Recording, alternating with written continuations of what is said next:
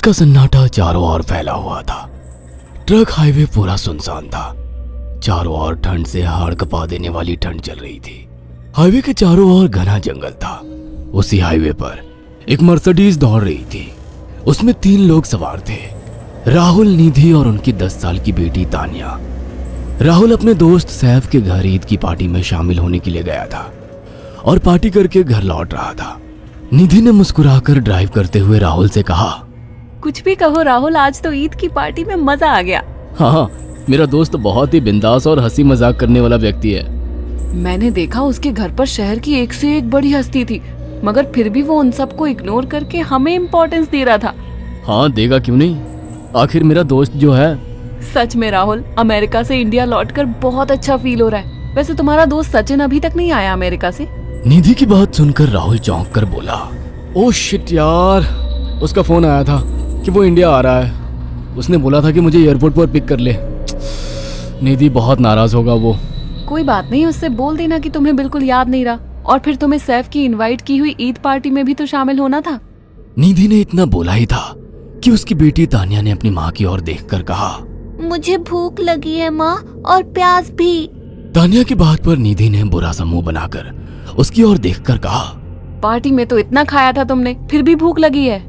निधि की बात पर तानिया ने मासूम सा चेहरा बनाकर कहा, कोई बात नहीं मम्मी, मुझे पानी ही पिला दीजिए। कितनी बार बोला है मुझे मम्मी मत बोला करो।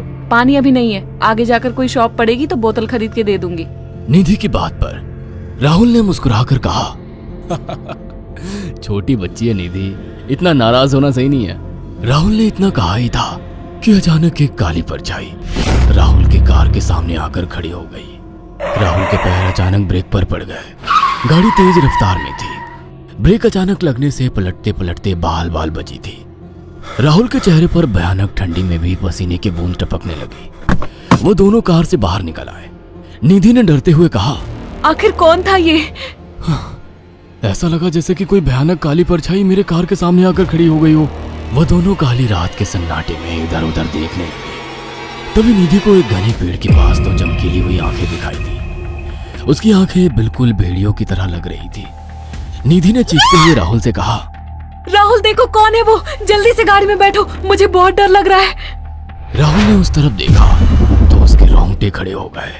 वो दोनों गाड़ी के अंदर बैठने ही वाले थे कि अचानक एक अजीब सा चेहरा वाला भयानक सा आदमी बिजली की रफ्तार से उनके सामने आकर खड़ा हो गया। राहुल ने देखा कि उसका चेहरा बिल्कुल सड़ा हुआ था और उसकी आंखें भेड़िए की तरह चमक रही थी।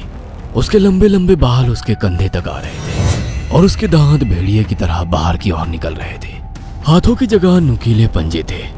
राहुल को देखकर अजीब से अंदाज में हंसने लगा, मगर जैसे ही राहुल की नजर उसके कपड़ों पर गई, राहुल की आंखें फटी की फटी रह गई। वो हकलाते हुए बोला, भाईजान, भाईजान, मुझे माफ कर दो, मुझे छोड़ दो।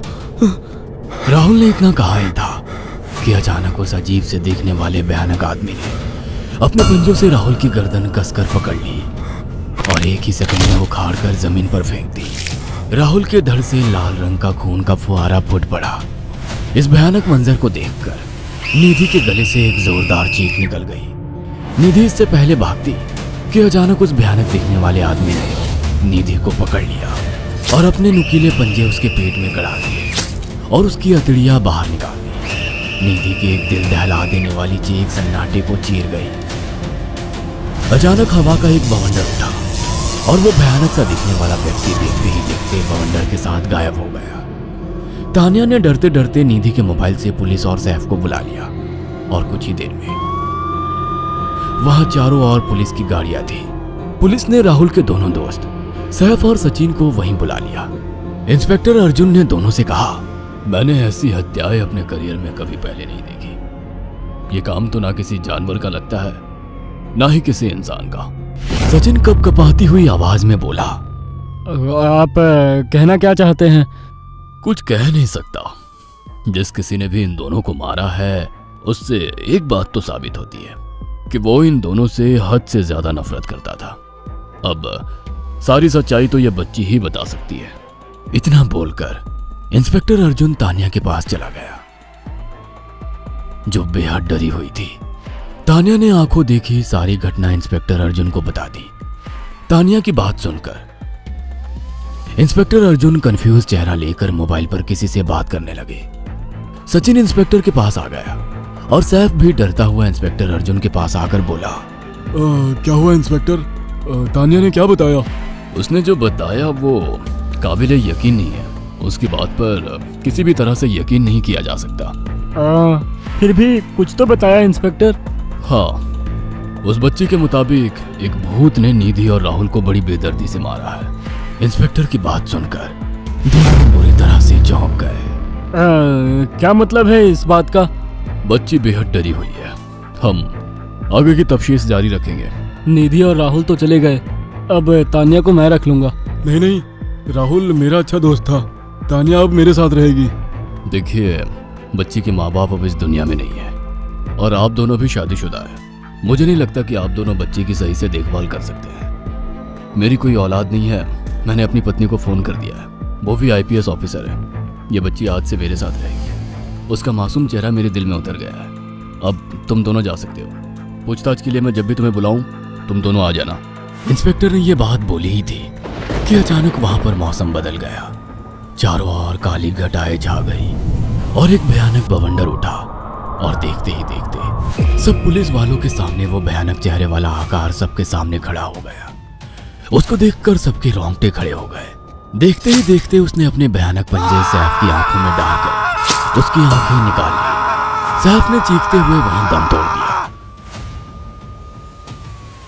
उस भयानक आदमी को देखकर सचिन उसके पैरों पर गिर गया। तुम तो भाईजान से कपड़े पहने हो। मैं समझ गया, तुम भाईजान हो। मुझे माफ कर दो भाईजान, मुझे यहाँ से जाने दो। मैंने कुछ नहीं किया था। वो भयानक चेहरे वाला गुर्राते हुए बोला, बता इन सबको कि ये सब इतनी भयानक मौत क्यों मरे। सचिन दौड़ता हुआ इंस्पेक्टर अर्जुन के पास गया और बोला, मैं जानता हूँ इसने इन तीनों को क्यों मारा। इसका नाम भाईजान था। जब ये जिंदा था ये किसी का भाई किसी की जान था। बहुत साल पहले ये हम सबका बहुत अच्छा गहरा दोस्त और बिजनेस पार्टनर था। ये सबकी बहुत मदद किया करता था। इसकी प्यारी सी बेटी थी तानिया, जो इस वक्त कार के अंदर बैठी हुई है। ये इसी की बेटी है। भाईजान अपने सारे पैसों से एक बहुत बड़ा हॉस्पिटल खोलना चाहता था जिससे गरीबों का मुफ्त इलाज किया जा सके, मगर हम तीनों इसके लिए तैयार नहीं थे। हमारी नीयत उसकी दौलत पर खराब थी और एक दिन हम सब धोखे से ईद के दिन भाईजान को यहाँ ले आए और इसे मारकर फेंक दिया। तो फिर तुम सबने इसकी बेटी को क्यों जिंदा छोड़ दिया? हमें बाद में पता लगा कि भाईजान ने सारी जायदाद अपनी बेटी के नाम कर दी है, इसीलिए हमने भाईजान की पत्नी को भी मार दिया। और तानिया का तुम 18 साल की उम्र पूरी करने का इंतजार कर रहे थे ताकि सारी जायदाद अपने नाम करा सको और बाद में उसे भी ठिकाने लगा सको। इसी के लिए तुम दोनों इस मासूम बच्ची को अपने साथ रखने की जिद कर रहे थे। जी, आपने बिल्कुल सही कहा। हम तानिया को भी इसी जगह लाकर मार देते। सचिन की बात सुनकर इंस्पेक्टर अर्जुन की आंखों में खून उतर आया। इंस्पेक्टर अर्जुन के कुछ कहने से पहले ही भाईजान बिजली की रफ्तार से इंस्पेक्टर अर्जुन की आंखों के सामने से सचिन को पकड़कर ले गया और उसके शरीर के टुकड़े टुकड़े कर दिए और हवा में उठे एक तेज बवंडर के साथ गायब हो गया। सारी घटना इंस्पेक्टर अर्जुन की आंखों के सामने हुई थी। तानिया को इंस्पेक्टर अर्जुन और उसकी पत्नी ने अपनी बेटी की तरह पाला। अगर आपको हमारी ये कहानी पसंद आई हो तो इसे लाइक और शेयर करना ना भूलें। साथ ही ऐसी और नई कहानियों के अपडेट्स पाने के लिए हमारे चैनल को सब्सक्राइब करें। अभी वो दोनों गाड़ी की तरफ भागने ही वाले थे कि तभी सन्नाटे को चीरती हुई एक आवाज आई। एक लकड़ी की लाठी जमीन पर टकरा रही थी। अंधेरे के बीच से एक धुंधली पीली रोशनी उभरने लगी। एक बूढ़ा आदमी उनकी तरफ बढ़ रहा था। उसकी लालटेन की लौ नीली पड़ रही थी। रात बहुत गहरी है मुसाफिरों, और इस जंगल की भूख उससे भी गहरी। बाबा, आप कौन हैं? यहाँ कैसे? हमारी गाड़ी खराब हो गई है, क्या आप हमारी मदद कर सकते हैं? मदद? इस जंगल में रूहें रास्ता भटकती हैं, मदद नहीं मांगती। तुम लोग काला कुआं की जमीन पर खड़े हो। आज अमावस्या है, आज यहाँ का पत्थर भी बोलता है। बाबा, हमें बस यहाँ से निकलना है, हमें डर लग रहा है। डरना भी चाहिए बेटा, इस मिट्टी के नीचे वो लोग दबे हैं जिन्होंने भूख और प्यास में अपनों का ही मांस नोच लिया था। 100 साल पहले इसी रात को गांव का कुआं सूख गया था। लोग पागल हो गए थे। उन्होंने एक दूसरे का खून पीकर अपनी प्यास बुझाई थी। तब से यह जगह शापित है। बूढ़े ने अपनी लाठी से दूर एक पुराने ढह चुके कुएं की ओर इशारा किया। वहां से एक अजीब सी सुबकने की आवाज आ रही थी। बाबा, आप हमें डरा रहे हैं। हम शहर से आए हैं। हम इन सब बातों पर यकीन नहीं करते। यकीन आंखों को नहीं, रूह को होता है बेटा। वो देखो, कुएं की मुंडेर पर। क्या तुम्हें वो औरत नहीं दिख रही जो अपने बच्चे को खून पिला रही है? राघव, मुझे कुछ दिख रहा है। एक औरत सफेद कपड़ों में, वो हमारी तरफ देख रही है और मुस्कुरा रही है। वो बुला रही है तुम्हें। आज की रात उसे 2 नए मेहमान चाहिए। अमावस्या का अंधेरा कभी खाली हाथ नहीं लौटता। अचानक एक तेज ठंडी हवा का झोंका आया और बूढ़े की लालटेन बुझ गई। जब राघव ने अपनी टॉर्च जलाई तो वहां न तो वो बूढ़ा था और न ही कोई आवाज। बस एक पुरानी लाठी जमीन पर पड़ी थी जो अब एक सड़ी हुई हड्डी की तरह दिख रही थी। बूढ़ा गायब हो चुका था, लेकिन उसकी डरावनी हंसी अभी भी हवा में तैर रही थी। राघवदेव और समीर पत्थर की तरह जम गए थे। तभी गाड़ी का रेडियो अचानक फिर से चालू हुआ, लेकिन इस बार शोर नहीं था, बल्कि एक बहुत ही सुरीली और जानी पहचानी लोरी बज रही थी। वही लोरी जो राघव की मां उसे बचपन में सुनाती थी। समीर, सुन रहा है? ये तो वही गाना है। मेरी मां, वो यहां है। क्या बकवास कर रहा है राघव? तेरी मां यहां कैसे हो सकती है? होश में आ, ये जंगल हमें पागल कर रहा है। देख समीर, सामने देख, वो मेरा घर है। वो खिड़की, मेरी मां वहां खड़ी मुझे बुला रही है। वो कह रही है कि खाना ठंडा हो रहा है। समीर ने टॉर्च उठाई और सामने देखा। वहां कोई घर नहीं था, सिर्फ कंटीली झाड़ियां और एक गहरी खाई थी जिसके नीचे वही काला कुआं था। लेकिन राघव को कुछ और ही दिख रहा था। उसकी आंखों की पुतलियां पूरी तरह सफेद हो चुकी थीं। राघव, रुक, वहां खाई है। तू कहां जा रहा है? मेरी बात सुन। समीर, तू भी आना। देख, अंदर कितनी रोशनी है। बूढ़ा सही कह रहा था, अमावस्या का अंधेरा बहुत सुकून देता है। राघव धीरे धीरे खाई की मुंडेर की तरफ बढ़ने लगा। समीर ने उसे रोकने के लिए उसका हाथ पकड़ा, लेकिन जैसे ही उसने छुआ, समीर के मुंह से चीख निकल गई। राघव का शरीर लोहे की तरह ठंडा था और उसकी खाल कागज की तरह फटने लगी थी। तू राघव नहीं है। तेरा चेहरा पिघल रहा है। राघव तो कुएं में गिर गया समीर, बहुत साल पहले। आज तो सिर्फ मैं हूं। अचानक चारों तरफ से वही खटखट की आवाज आने लगी। सैकड़ों लालटेन की रोशनी झाड़ियों से उभरने लगी। वो सब बूढ़े चौकीदार जैसे दिख रहे थे, जिनके चेहरे नहीं थे। उन्होंने समीर को घेर लिया। नहीं भगवान, मुझे बचा लो, मुझे यहां से जाना है। अमावस्या प्यासी है। समीर ने अपनी आंखें बंद कर ली। एक तेज चीख पूरे जंगल में गूंजी और फिर मौत जैसा सन्नाटा छा गया। अगली सुबह सूरज की रोशनी ने उस भयानक जंगल के राज खोल दिए। पुलिस को सड़क के किनारे वही पुरानी जीप मिली। गाड़ी का बोनट खुला था, लेकिन इंजन में कोई खराबी नहीं थी। गाड़ी के पास राघव का कैमरा गिरा हुआ था। जब पुलिस इंस्पेक्टर ने कैमरे का प्ले बटन दबाया तो वीडियो में सिर्फ अब शाम के समय सविता की ठेली पर अचानक ही एक पुलिस ऑफिसर आता है और वो पुलिस वाला बोलता है, सुनो, सविता तुम्हारा ही नाम है क्या? जी इंस्पेक्टर साहब, मेरा ही नाम सविता है। बताइए, कोई बात हो गई है क्या? सविता, तुम तो गुपचुप और चाट बेचती हो। मैंने सुना है कि उसमें मिलावट करती हो। बहुत सारे लोगों का तुम्हारा गुपचुप और चाट खाकर पेट खराब हो गया है। कई लोगों की तबीयत तुम्हारी इस चाट को खाने की वजह से खराब हो गई है। इसलिए कुछ लोगों ने पुलिस स्टेशन जाकर कंप्लेंट की है। अब तुम्हें हमारे साथ पुलिस स्टेशन चलना होगा, वो भी अभी इसी वक्त। लेकिन इंस्पेक्टर साहब, मैं तो बहुत दिनों से, बल्कि महीनों से ये गुपचुप और चाट बेचती हूँ। कभी कोई भी शिकायत नहीं आई। अगर ऐसा होता तो कोई तो ग्राहक आकर मुझसे इस बारे में शिकायत करता। मैंने अपने गुपचुप और चाट में कुछ भी मिलावट नहीं की है साहब। इसका फैसला तो पुलिस स्टेशन जाने के बाद ही होगा। ये सब कुछ मैं तुम्हें अभी यहाँ पर नहीं बता सकता। तुम्हारे गुपचुप और चाट के सैंपल की जांच भी होगी, तभी पता चल पाएगा कि तुम सच बोल रही हो या झूठ। सैंपल की जांच के बाद सब सामने आ जाएगा। इसके बाद में ऐसा कहकर पुलिस वाला सविता को पकड़कर थाने ले जाता है और उसके गुपचुप और चाट के सैंपल का टेस्ट होता है और टेस्ट में वो फेल हो जाती है और उसे जेल में डाल दिया जाता है। सविता बेचारी जेल के अंदर बिलक बिलक कर रो रही थी। दूसरी तरफ जब सविता की माँ को ये बात पता चलती है तो वो बहुत दुखी होती है और खुद से कहती है, मेरी बेटी में तो कोई दोष नहीं था, क्या पता ये पुलिस वाले इसे क्यों ही पकड़ कर ले गए। उसके पिता के जाने के बाद सविता ने सब कुछ बहुत अच्छे से संभाल लिया था। इस घर के मर्द की तरह सारी जिम्मेदारियां निभाई थी, लेकिन अब मेरी बच्ची जेल चली गई है। ना जाने घर का खर्चा कैसे चलेगा। निधि बेटा, अब तो तुझे ही दुकान लगाकर घर के खर्चे को संभालना होगा। सविता की जमानत भी करवानी होगी और उसके लिए पैसे भी तो जुटाने हैं। ये क्या कह रही हो माँ? मैं ठेला लगाऊंगी? मुझे तो धूप में काम करने की आदत नहीं है, तो मैं ये काम कैसे कर सकती हूँ?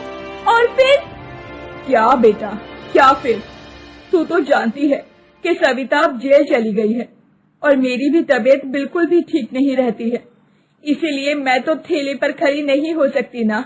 अब तो तुझे ही ये सब कुछ संभालना है। घर में तो राशन भी खत्म हो गया है। भला हम लोग भूखे प्यासे कब तक इस तरह अपना गुजारा कर पाएंगे? अब तुझे ही ठेला चलाना होगा। अब उसके बाद निधि के पास कोई जवाब नहीं था। निधि अगले दिन धूप में गुपचुप और चाट का ठेला लगाती है। धीरे धीरे दोपहर के पहर के साथ धूप बढ़ती जा रही थी। निधि को बहुत तेज गर्मी लग रही थी।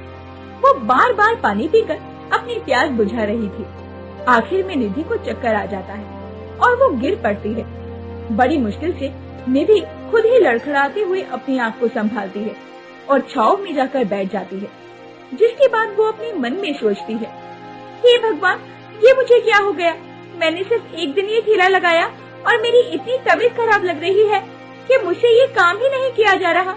और मेरी बेचारी छोटी बहन हर दिन ठेला लगाकर हम लोगों का खर्चा उठाती थी, यहाँ तक कि उसने बड़ी बहन की शादी भी करवा दी। मैंने ही बहुत बड़ी गलती की। मैं अभी पुलिस स्टेशन जाऊंगी और पुलिस वालों को सारा सच बता दूंगी। मेरी गलती की सजा मेरी भोली भाली बहन नहीं भुगतेगी। उसने हम लोगों के लिए बहुत कुछ किया है और मैंने थोड़े से गुस्से के चलते उसके साथ कितना बुरा कर दिया। इसके बाद निधि पुलिस स्टेशन में जाती है और सारी बातें पुलिस वालों को सच सच बता देती है। फिर पुलिस वाले उस पर बहुत नाराज भी होते हैं और इंस्पेक्टर निधि को जवाब देता है, अब फिर तो मैं तुम दोनों बहनों को छोड़ रहा हूँ, लेकिन आज के बाद ऐसा कुछ भी हुआ तो मैं तुम दोनों को अंदर कर दूंगा और उसके बाद कोई भी तुम्हें यहाँ से बाहर नहीं निकाल पाएगा, समझे? अब जाओ यहाँ से और मेरे कानों तक तुम्हारी कोई भी शिकायत नहीं आनी चाहिए। इस बात का खास ख्याल रखना। चलो जाओ। वहाँ पहुँचकर वो देखते हैं वहाँ एक बूढ़ी अम्मा आग जलाकर बैठी है। बूढ़ी अम्मा, बूढ़ी अम्मा, बूढ़ी अम्मा, कृपया हमारी मदद कीजिए। लड़के ने बूढ़ी अम्मा को सारी बात बताई। उस तांत्रिक का जादू तभी खत्म होगा जब तुम 7 रहस्यमयी सवालों के सही जवाब ढूंढ कर लाओगे। क्या सवाल है बूढ़ी अम्मा? मैं कुछ भी करने को तैयार हूँ। पहला सवाल, दुनिया में सबसे बड़ा बलिदान क्या है? दूसरा सवाल, सच्चा सुख किसमें है? तीसरा सवाल, सबसे बड़ा धन क्या है? चौथा सवाल, सबसे बड़ी ताकत क्या है? पांचवा सवाल, सबसे बड़ा गुरु कौन है?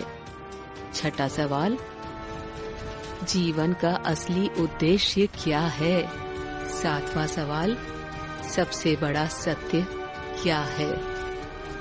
मगर बूढ़ी अम्मा, मुझे ये जवाब कहाँ मिलेंगे? उत्तर दिशा की ओर कई मील जाने पर तुम्हें एक बूढ़ा जादुई पेड़ दिखाई देगा, वही इन सवालों के जवाब दे सकता है। मगर ध्यान रहे, वहाँ जाना इतना आसान नहीं है। तुम्हें बूढ़े पेड़ तक पहुँचने के लिए अपने रास्ते में बहुत सी बाधाएं देखने को मिलेगी, लेकिन याद रखना, हार मत मानना। तुम्हारी नीयत और साहस ही तुम्हें बूढ़े पेड़ तक लेकर जाएगा। बूढ़ी अम्मा, मैं अपने पिता को बचाने के लिए हर मुश्किल का सामना करूंगा। जाओ और ध्यान रखना, हर चुनौती तुम्हें कुछ सिखाएगी। ठीक है बूढ़ी अम्मा, मैं अब चलता हूँ। बिरजू अपने पिता यानी कि मेंढक और चूहे के साथ 7 सवालों के जवाब ढूंढने निकल पड़ता है। बिरजू जंगल के रास्ते से जा रहा था तो रास्ते में एक विशाल अजगर बैठा उसका रास्ता रोकता है। यहाँ से आगे बढ़ने के लिए तुम्हें अपनी सबसे बड़ी कमजोरी बतानी होगी। बिरजू घबराता है लेकिन हिम्मत करके कहता है, मैं डरपोक हूँ, कभी कभी मुझे खुद पर विश्वास नहीं होता, लेकिन मैं अपने पिता को बचाने के लिए इस डर को हराऊंगा। अजगर उसकी ईमानदारी देखकर खुश हुआ। लड़के, तुम साहसी होने के साथ साथ ईमानदार भी हो। अपने डर और कमजोरियों को स्वीकार करना ही पहला कदम है। जाओ, तुम आगे जा सकते हो। मैं तुम्हें जाने का रास्ता देता हूँ। बिरजू आगे चल दिया। काफी दूर चलने के बाद बिरजू एक सुनहरी झील के पास पहुँचता है। वहाँ पानी में सोने और जवाहरात तैरते हैं। तभी एक आवाज आती है जो बहुत मोहक लहजे में कहती है, सुनो, अगर तुम यहाँ रुक जाओ और ये सब ले लो तो तुम्हें आगे बढ़ने की जरूरत नहीं है, तुम अमीर बन जाओगे। बिरजू कुछ पल के लिए सोचता है लेकिन फिर खुद से कहता है, नहीं नहीं, मुझे धन नहीं, अपने पिता की जरूरत है। मैं आगे बढ़ूंगा। लालच का जाल टूट जाता है और झील गायब हो जाती है। सच्चा उद्देश्य कभी धन दौलत से नहीं पाया जा सकता। बिरजू आगे चल दिया। बिरजू एक ऐसे हिस्से में पहुंचता है जहां चारों तरफ घना अंधेरा है। उसे कुछ भी दिखाई नहीं देता। अचानक उसे आवाजें सुनाई देती है जो उसे गुमराह करने की कोशिश करती है। तुम ये सफर पूरा नहीं कर पाओगे, लौट जाओ, लौट जाओ, लौट जाओ, लौट जाओ, लौट जाओ, लौट जाओ। बिरजू अपनी आंखें बंद करता है और मन ही मन सोचता है, हाँ, अगर मैं अपनी सोच पर विश्वास करूंगा तो ये अंधेरा मुझे नहीं रोक सकता। बिरजू आगे चल दिया। रोज सुबह मेहनत करने जाते हो और पसीना बहाकर लौट आते हो और धन के नाम पर फूटी कौड़ी भी नहीं लाते। अरे बकवास बंद करो राधा। एक तो सारा दिन खेत में हल चलाता हूँ, ऊपर से तुम्हारी बातें भी सुनूं। समझ में नहीं आता कि काम करूं या फिर तुम्हारे ताने सुनूं। मोहनलाल को क्रोध भरी नजरों से देखकर राधा अचानक निराश हो गई। अब तुम खुद ही बताओ मोहनलाल, कितना समय हो गया है हमें आर्थिक स्थिति से जूझते हुए। आखिर हम और किसानों की तरह हंसते हुए अच्छा जीवन कब व्यतीत करेंगे? अपनी पत्नी का निराश चेहरा देखकर मोहनलाल का क्रोध उतर गया और वह अपनी पत्नी राधा के पास आकर बोला, मैं क्या करूं राधा, मेरी किस्मत ही खराब है। जब जब मैं खेत में मेहनत करता हूं और सोचता हूं कि इस बार फसल अच्छी होगी, तब तब कुछ न कुछ ऐसा हो जाता है कि सारी फसल बर्बाद हो जाती है। और ऊपर से अब मैं उस जमींदार का कर्जदार भी बन गया हूं। पिछली बार जब फसल खराब हुई थी तब मैंने उस जमींदार से बीज खरीदने के लिए धन लिया था, और अब इस बार भी मुझे अपनी फसल अच्छी होती नहीं दिख रही है। सारा का सारा दोष तुम्हारी जमीन का है, वरना और किसानों की फसलें क्यों अच्छी होती हैं? तुम्हारी ही फसल पर ही हमेशा कोई न कोई आफत क्यों आ जाती है? हाँ, कुछ भी हो, लेकिन मुझे विश्वास है कि एक न एक दिन समय जरूर बदलेगा। इतना बोलकर मोहनलाल अपने खेत में चला गया। खेत में मोहनलाल खड़ी धूप में मेहनत से हल चलाने लगा। तभी वहाँ जमींदार अपने साथी बलराम के साथ आ धमका, अपने खेत में हल चलाना बंद कर दे मोहनलाल। सबसे पहले मेरा वो धन चुकता कर जो तूने कुछ महीने पहले मुझसे कर्ज में लिया था। जनाब जमींदार साहब, आप यकीन रखिए, मैं आपका कर्ज बहुत जल्दी चुका दूंगा। हाँ, अब मैं तुम्हें और समय नहीं दे सकता। मुझे पूरा धन तुरंत चाहिए, वो भी ब्याज सहित। जमींदार साहब, आप भी तो देख रहे हैं कि मैं इस समय खेत में मेहनत कर रहा हूँ। कुछ दिनों की बात है, फसल आ जाएगी। मैं अपना कर्ज फसल बेचकर चुका दूंगा ना। ऐ मोहनलाल, ये तुम्हारा फसल उगाने का सपना सपना ही रहेगा, क्योंकि मैं काफी समय से देख रहा हूँ, जब भी तुम अपने खेत में फसल लगाते हो, कभी कीड़े लग जाते हैं, कभी आग लग जाती है, कभी बारिश की मार पड़ती है या कुछ और। सच्चाई ये है कि तुम्हारी किस्मत में किसान बनना ही नहीं है। इसलिए मेरा और जमींदार का समय बर्बाद मत करो। बलराम की बात सुनकर मोहनलाल के चेहरे पर क्रोध छा गया। बकवास बंद करो बलराम। अगर तुम जमींदार के नौकर हो तो नौकर बनकर रहो। मुझसे ज्यादा बातें लड़ाने की जरूरत नहीं है। मैंने तो सुना था कि तुम्हें गुस्सा बहुत जल्दी आ जाता है, पर अब मैं ऐसा काम करूंगा कि तुम्हें गुस्सा ही नहीं आएगा। आप कहना क्या चाहते हैं? याद है जब मैंने तुम्हें बीज खरीदने के लिए कर्ज के रूप में धन दिया था, तब तुमसे अंगूठा भी लगवाया था। हाँ, याद है। समझ लो, इस कागज पर मैंने तेरी जमीन अपने नाम करवा ली है। अब से इस खेत का मालिक मैं हूँ, समझा? ये सुनकर मोहनलाल गुस्से में आ गया। अरे यह तो पूरा अन्याय है। छोटे से कर्ज के रूप में तुम मेरा खेत नहीं छीन सकते। अरे बलराम, बस बहुत हो गया। इसे अपने ही खेत से जोर जोर से धक्का मारकर बाहर निकालो। बलराम ने मोहनलाल को उसके ही खेत से धक्का देकर बाहर निकाल दिया। मोहनलाल उदास होकर अपने घर चला गया। उसकी आंखों में गुस्सा और अपमान की आग जल रही थी। क्या हुआ? आपका चेहरा इतना उदास क्यों है? और आप समय से पहले ही खेत से वापस कैसे आ गए? राधा, जमींदार ने मेरे साथ बेईमानी की है। उसने मेरा खेत मुझसे छीन लिया। कुछ महीने पहले मैंने बीज खरीदने के लिए उससे थोड़े से पैसे उधार लिए थे और उसी समय उसने चालाकी से मुझसे अंगूठा लगवा लिया। अब वह कहता है कि खेत उसका है। तो क्या आप यूं ही चुप बैठेंगे? आपको सबसे पहले गांव के मुखिया से शिकायत करनी चाहिए। आगे बढ़ते हुए बिरजू एक वीरान जगह पर पहुंचता है, जहां 4 अलग अलग रास्ते हैं। हर रास्ता उसे बुलाता है। तभी वहां उसे एक आवाज सुनाई देती है। सिर्फ एक रास्ता जादुई पेड़ तक ले जाएगा, मगर ध्यान रहे, अगर तुम गलत रास्ते पर गए तो तुम हमेशा के लिए वहीं फंसे रह जाओगे, जिससे कभी बाहर नहीं आ पाओगे। सोच लो। बिरजू शांत होकर सोचता है। मेरा दिल कहता है सरल व आसान दिखने वाला रास्ता सही नहीं है। कठिन रास्ता ही सच्चाई तक ले जाएगा। हाँ, कठिन रास्ता ही सच्चाई तक ले जाएगा। सभी कठिनाइयों को पार करने के बाद बिरजू आखिरकार जादुई पेड़ के पास पहुंचता है। पेड़ विशाल और चमकदार होता है।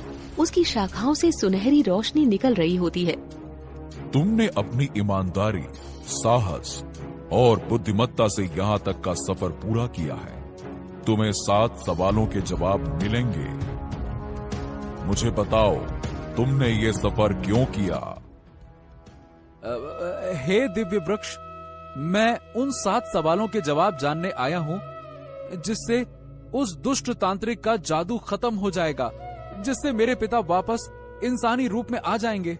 मैं उनसे बहुत प्यार करता हूँ और उन्हें मैं वापस इंसान के रूप में देखना चाहता हूँ। मैं उनके बिना नहीं रह सकता। इसीलिए मुझे उन 7 सवालों के जवाब दीजिए। मुझ पर ये एहसान कर दीजिए। पूछो, क्या सवाल हैं तुम्हारे, जिन्हें जानने के लिए तुम इतनी बाधाएं पार करके यहाँ आए हो? अब मुझे ये बताइए कि सबसे बड़ा बलिदान क्या है? तुम्हारी साहस और ईमानदारी मुझे प्रसन्न कर रही है। अब ध्यान से सुनो। सबसे बड़ा बलिदान वो है जब कोई अपनी खुशी और जरूरतों को दूसरों के लिए त्याग देता है। जैसे एक माँ अपने बच्चों के लिए अपना सब कुछ छोड़ देती है, वैसे ही बलिदान का आधार निस्वार्थता है। हाँ, दूसरा सवाल ये है कि सच्चा सुख किस में है? सच्चा सुख धन, पद या चीजों में नहीं, बल्कि रिश्तों में है। जब हम अपनों के साथ समय बिताते हैं और दूसरों की मदद करते हैं, तभी हमें सच्चा सुख मिलता है। अच्छा, तीसरा सवाल ये है, सबसे बड़ा धन क्या है? सबसे बड़ा धन संतोष है। अगर तुम संतुष्ट हो तो तुम्हारे पास सब कुछ है। लालच और असंतोष इंसान को कभी खुश रहने नहीं देता। सबसे बड़ी ताकत क्या है? सबसे बड़ी ताकत एकता और आत्मविश्वास में है। जब लोग एकजुट होकर काम करते हैं और खुद पर विश्वास रखते हैं, तो वो सबसे बड़ी कठिनाई को भी पार कर सकते हैं। सबसे बड़ा गुरु कौन है? सबसे बड़ा गुरु प्रकृति है। ये हमें सिखाती है कि हर चीज का समय होता है। धैर्य, सहनशीलता और सादगी प्रकृति से ही सीखी जा सकती है। जीवन का उद्देश्य क्या है? जीवन का उद्देश्य दूसरों की मदद करना और मानवता की सेवा करना है। जब तुम दूसरों के जीवन में खुशी लाते हो, तभी तुम्हारा जीवन सार्थक बनता है। और आखिरी सवाल ये है कि सबसे बड़ा सत्य क्या है? सबसे बड़ा सत्य ये है कि जो है वही स्वीकार करना सीखो। खुद को और अपनी कमजोरियों को अपनाना ही सच्चाई को जानने का पहला कदम है। सच्चाई से भागने वाला इंसान कभी खुश नहीं रह सकता। जैसे ही जादुई पेड़ 7 सवालों के जवाब देता है, लड़के के चारों ओर रोशनी फैल जाती है। अचानक लड़के के पिता, जो मेंढक बन गए थे, फिर से इंसान में बदल जाते हैं। हाँ? पिताजी, आप ये देखिए, आप तो फिर से वैसे ही हो गए जैसे पहले थे। हे दिव्य वृक्ष, आपका। रात की उस भयानक बारिश ने रामलाल और नेकीराम के घर ही नहीं छीने थे, बल्कि उनके मन से बुढ़ापे का वो डर भी निकाल दिया था जो उन्हें कमजोर बनाता था। जब अपनों ने दुत्कार दिया तो इन दो दोस्तों ने उस रास्ते को चुना जहां कोई लालच नहीं था, कुदरत का रास्ता। उन्होंने तय किया कि वे गांव की गलियों में रहकर तमाशा नहीं बनेंगे, बल्कि जंगल की खामोशी में अपना वजूद तलाशेंगे। बारिश के बाद की गीली मिट्टी, चारों तरफ अंधेरा और झींगुरों की आवाज। रामलाल और नेकीराम एक बड़े पत्थर के नीचे बैठे हैं। रामलाल भाई, यहाँ तो हाथ को हाथ नहीं सूझ रहा। कहीं कोई तेंदुआ या भालू आ गया तो हम निहत्थे बूढ़े उसका क्या बिगाड़ लेंगे। चलो गांव वापस चलते हैं। किसी की ओसरी में पड़े रहेंगे, कम से कम जंगली जानवरों का डर तो नहीं होगा। नेकीराम, उन 2 पैरों वाले जानवरों से तो ये 4 पैरों वाले जानवर लाख गुना बेहतर हैं। वो कम से कम धोखे से अंगूठा तो नहीं लगवाते। रही बात डर की, तो डर को अपनी लाठी बना लो। कल सुबह होते ही हम यहाँ अपना ठिकाना बनाएंगे। पर कैसे भाई? न कुदाल है, न कुल्लड़ी, न सर पर छत है। यहाँ तो घास भी कंटीली है। मेरे पास ये छोटा सा चाकू है जो मैं हमेशा सुतली काटने के लिए रखता था, और तुम्हारे पास वो हुनर है जिससे तुमने सालों मिट्टी को मथा है।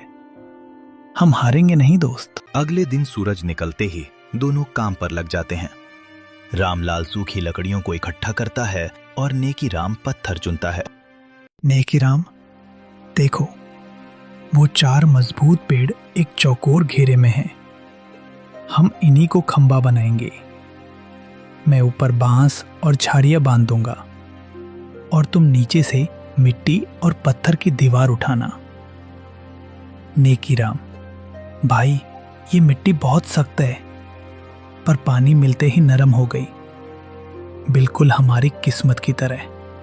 देखो, मैंने पत्थरों को ऐसे जमाया है कि हवा भी अंदर नहीं झांक पाएगी। कि रामलाल के हाथों में छाले पड़ गए हैं। पर वो लकड़ियों को आपस में लताओं से बांध रहा है। 3 दिन की कड़ी मेहनत के बाद एक छोटी सी मजबूत झोपड़ी खड़ी हो जाती है। पहले दिन वे केवल जंगली बेर और कंदमूल खाकर गुजारा करते हैं। भाई, सिर्फ फलों से कब तक पेट भरेगा? शरीर में जान नहीं रहेगी तो काम कैसे करेंगे? धैर्य रखो। कल मैं गांव की सरहद तक गया था। वहां जो मंदिर का भंडार है, वहां सफाई हो रही थी। मैंने वहां से गिरे हुए कुछ सूखे बीज, लौकी, कद्दू, मिर्च और थोड़े से अनाज के दाने इकट्ठा किए हैं। लोग उन्हें कूड़ा समझ रहे थे, पर हमारे लिए ये सोना है। अरे वाह, पर यहां जमीन तो पथरीली है, बीज उगेंगे कैसे? रामलाल एक मजबूत लकड़ी को आगे से नुकीला करके हल जैसा बनाता है। दोनों मिलकर जमीन खोदते हैं। नेकीराम बाल्टी की जगह बड़े पत्तों में पानी लाते हुए। चलो नेकीराम, तुम पत्थर हटाओ, मैं इस लकड़ी से जमीन को ढीला करता हूं। हमें यहाँ क्यारियां बनानी होंगी। पास में ही वो झरना बह रहा है, वहां से पानी लाना होगा। भाई, ये देखो, मैंने मिट्टी को गोबर और सूखी पत्तियों के साथ मिला दिया है। अब ये बीज इसमें चैन से सोएंगे और कल लहलहाएंगे। सूरज, बारिश और उनकी मेहनत। धीरे धीरे छोटी छोटी कोपलें निकलने लगती हैं। रामलाल भाई, देखो देखो, हमारी मेहनत रंग लाई। छोटी सी लौकी बेल पर झूल रही है। सब्जियां तैयार हैं। रामलाल ने लकड़ी की एक टोकरी बनाई है और नेकीराम ने जंगल के बड़े पत्तों को सिलकर सुंदर पत्तल और दोने तैयार किए हैं। नेकीराम, आज हम ये ताजी सब्जियां और ये पत्तल लेकर बाजार जाएंगे। हम इन्हें साफ करके पत्तलों में सजाकर बेचेंगे। लोग प्लास्टिक और गंदी सब्जियों से तंग आ चुके हैं। उन्हें ये शुद्धता पसंद आएगी।